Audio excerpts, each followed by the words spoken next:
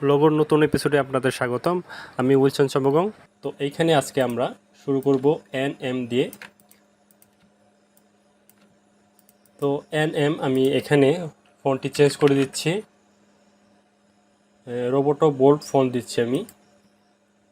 এটি মোটা করে দিব এবং এটি গ্রেড আউটলাইন করে দিচ্ছি। গ্রেড আউটলাইন করার পর এটি এম এর সাথে যুক্ত করে দিব। এর জন্য আমাকে আনগ্রুপ করতে হবে। আনগ্রুপ করে দেখেন এখানে আমি জুড়ে দিলাম এটার সাথে, ঠিক আছে, এম এবং এন এর সাথে। এটা কি এন এবং এম সুন্দর লাগছে, তো আমি এটি ভাগ করে দিব।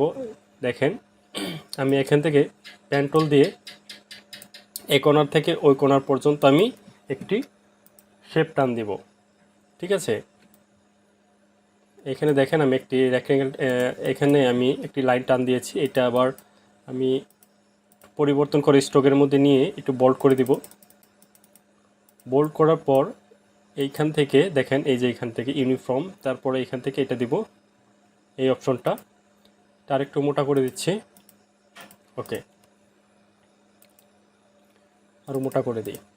ওকে, এটুকু হওয়ার পর এখন আমাকে এটি এক্সপান্ড করে দিতে হবে। এক্সপান্ড করা শেষ হলে সবগুলো ধরে এখন আমাকে এটাকে অ্যাডজাস্ট করে দিতে হবে। ইউনিট করে দিচ্ছি।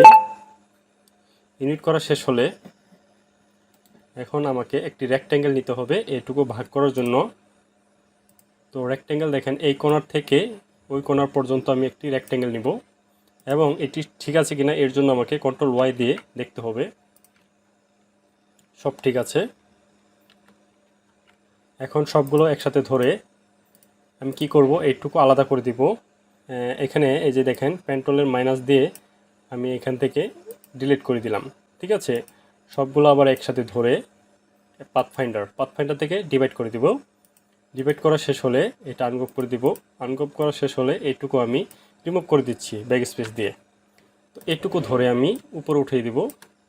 ওকে, তো বাকি অংশগুলো এইগুলো সরিয়ে দিব। তো এইখানে দেখতে পাচ্ছেন আমার লোগোটি কমপ্লিট। তো এখন আমাকে কালার দিতে হবে এবং এইটুকু ধরে আমি অ্যালাইন করে দিব। ভাগি কন্ট্রোল ওয়াই দিয়ে এখানে বাকি অংশগুলো রিমুভ করে দিব।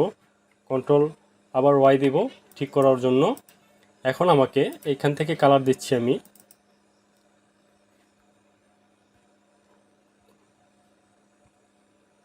এইখান থেকে কালার দিব ইয়েলো কালার, তারপর কালার দিব এখান থেকে কি কালার দেওয়া যায়,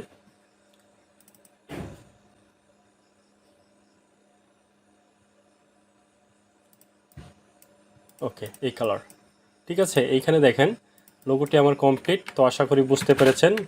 যদি ভিডিওটি ভালো লেগে থাকে অবশ্যই একটি লাইক দিয়ে শেয়ার করে দিবেন এবং আমার চ্যানেলে যারা নতুন তারা সাবস্ক্রাইব করে পাশে থাকা বেল আইকনটি বাজিয়ে দিবেন। ধন্যবাদ সবাইকে।